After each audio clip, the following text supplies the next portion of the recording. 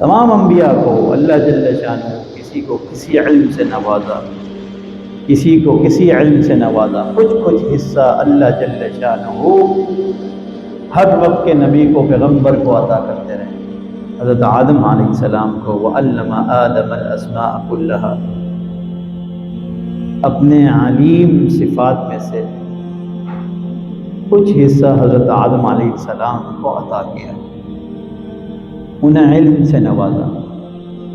حضرت ادریس علیہ السلام کو کتابت کا علم دیا، انہوں نے سب سے پہلے جو زبانی علم چل رہا تھا اس کو لکھنے کا کام شروع کیا، پتھروں پر لکھا کرتے تھے۔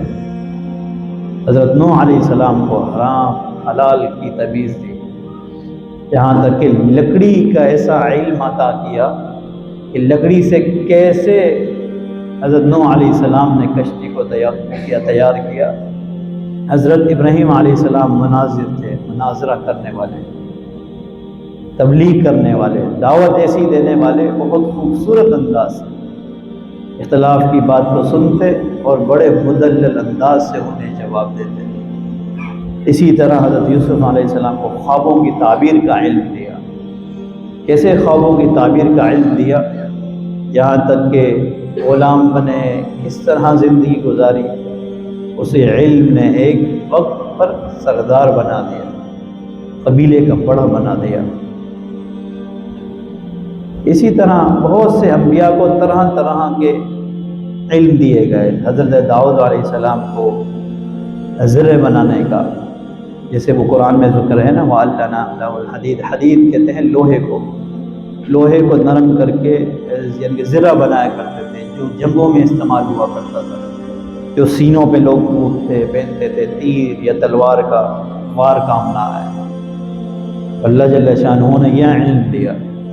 حضرت جو سلیمان علیہ السلام تھے، انہیں ایسی زبان سمجھنے کی صلاحیت دی کہ پرندوں کی زبانوں کو سمجھا کرتے تھے، جو مشہور واقعہ ہدہد کا، اس کی وجہ سے کتنی کامیابی ملی۔ اور پھر نبی اکرم صلی اللہ علیہ وسلم کا دور آیا، اقرأ بسم ربک الذی خلق۔ جب نبی اکرم صلی اللہ علیہ وسلم کو علم سکھایا گیا، ایسا علم دیا گیا کہ نبی اکرم صلی اللہ علیہ وسلم نے فرمایا کہ آج الیوم اکملت لکم الدین، آج تمہارا دین مکمل ہو گیا۔ اب قیامت تک کسی کو کوئی چیز سکھانے کوئی نہیں آئے گا، کوئی نہ نیا دین آئے گا، نہ قرآن ہوگا، نہ اللہ کا کوئی کلام آئے گا، نہ کوئی رسول آئے گا، جو خاتم النبیین تھے نا، نہ کوئی نبی آئے گا۔ اب یہی دین قیامت تک چلے گا۔ اس لیے کہا جاتا ہے کہ علم نبوی ہم سب کو بحیثیت مسلمان سیکھنا ضروری ہے۔